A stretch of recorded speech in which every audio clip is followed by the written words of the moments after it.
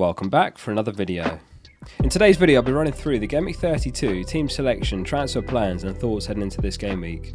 The Gameweek32 Who to Buy video will be on screen at the end if you missed it. A quick thank you to the newest patrons and members True Fandela and SS1980. If you're interested in becoming a member or a patron, the perks are the same, which includes early access to videos and team feedback. Links in the description to both. Before we jump in, today's video has been sponsored by FPL, which is a completely free live score app. Link below where to get it. From an FPL perspective, the app has some unbelievable features to enhance your football and FPL experience. When viewing the lineups, there's a fantasy button which you can tap, and this switches from player ratings to their FPL points for that game. I can't believe FPL doesn't have this feature themselves, where you can view the entire 11 plus their points for a complete overview. The app doesn't just alert you to goals, but it can also alert you for assists. In the match stats, you can view a detailed breakdown including useful FPL metrics such as XG, and you can compare players on the fly. It's free and supports the channel, so give it a try and see what you think. Massive thank you again to FPL. Click the link at the top of the description to get the app for free now. Enjoy the video. A quick look back at how Gameweek 31 went. An impressively bad game week, 36 points from what was a reasonable team heading into the game week, so red arrow to 1,198. Trent and Size were unused subs, while James was a used sub but he conceded twice for a 0-pointer. Tierney missed the Palace loss with a season-ending injury, and unfortunately we had no news pre-deadline, so there wasn't an opportunity to move him out. With no chips used over the last 5 game weeks, some drop-off to be expected, but it'll be important to nail the triple captain and free hit chips in the tail end of the season. The current plan is to triple captain Salah in Gameweek 36 and then free hit in Gameweek 37. Anyway, let's take a look at how the team's shaping up for Gameweek 32. In goal, Ramsdale faces Brighton at home, and Arsenal are top of the clean sheet odds for this weekend.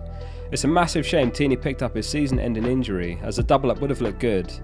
Arsenal will be looking for a response after a huge upset last game week, losing 3-0 to Crystal Palace. Tierney will be a huge miss for the rest of their campaign, and the question is how much of an impact will it have on their defence. Trent and Robertson face Man City away this game week. Realistic expectations are that they concede, but the hope is for an attacking return from either of them. The last 6 meetings between Liverpool and Man City have averaged 3.7 goals per game. In fact, only once over those 6 games did either team fail to score, which was Liverpool, who were goalless in Gameweek 32 of the 1920 season. If you plan to free hit in Gameweek 33 and then wildcard in 34, there's definitely an opportunity to shift Robbo or Trent on for someone like Reece James and then pick them back up in 34. Speaking of James, he was benched for the Brentford game, which was another shock result in Gameweek 31 as Chelsea went on to lose 4-1. Hopefully an indication that he starts the next one. He did play the 90 in the Champions League in a 3-1 home loss to Real Madrid, and the second game is next week, the other side of the Southampton game, so we may see some rotation from Tuchel. With Tierney out for this season, he will need to leave the team, which we'll discuss more in the transfer plans later. Salah gets the vice captaincy against Man City. In his last 5 games against them, he has 4 goals and an assist, which is very reasonable, and we have discussed what a high-scoring affair it historically has been. Tough one to call with the title race on the line though. An early goal would be great to open the game up. Salah's numbers have dropped off, and there's an opportunity to shift him on for Bruno in Gameweek 33. We'll probably keep hold of him for the rest of the season, barring any injuries, and then triple captain him in Gameweek 36. Kulusevski travels to Villa this week, and he now has 8 attacking returns in his last 8 games. Over the last 6 game weeks, he's the 5th top scoring player in the game, and a real bargain for only 6.3 mil, considering the names around him over that run, such as Kane, Son, Salah and Mane.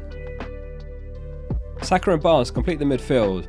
Saka is 22 points clear as Arsenal's top scoring midfielder, and he's another excellent pick in the mid-price range. He doubles in Gameweek 33 and 36, so if you've not got him, he's another player to consider, as is Barnes. Over the last 5 games played, no team has fewer than Brighton's 1 point, which is joint with Norwich, which is a staggering drop-off and something for Arsenal to hopefully capitalise on.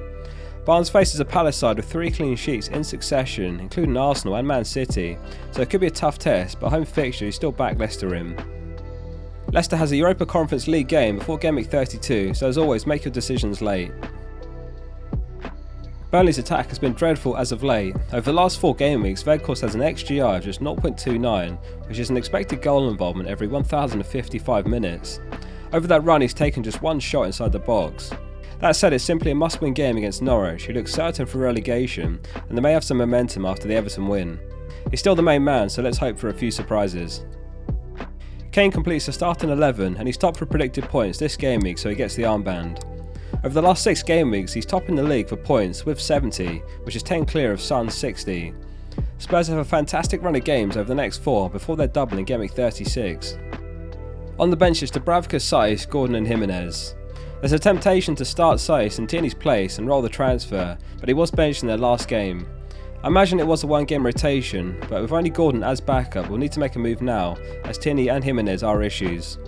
There's 2 transfers being considered. The first is Tierney to Doherty. Doherty is third in the league for points over the last 6 game weeks, and you'd back him to continue with returns over the next 4. The Tierney injury is a real frustration, as we'll lose a double game week player for 33, and we'll have to focus on him with the transfer plans. The other move being considered is Jimenez to Iheanacho. Today Rodgers said that Vardy has pain when striking the ball, and it doesn't sound as if he's too close. It's not clear whether that rules him out for the next couple of weeks, which would be enough to give Iheanacho the double game week in 33. We will also keep an eye on the Europa Conference League lineup, which could give us a clue on who is favourite in the league. As always, I'll post my final team on the channel and on Twitter, and if you'd like to follow my team throughout the season, don't forget to hit subscribe. That wraps up today's video, thanks for watching. Let me know in the comments how your Game Week 31 went and what your plan is for Game Week 32. See you soon for the next one.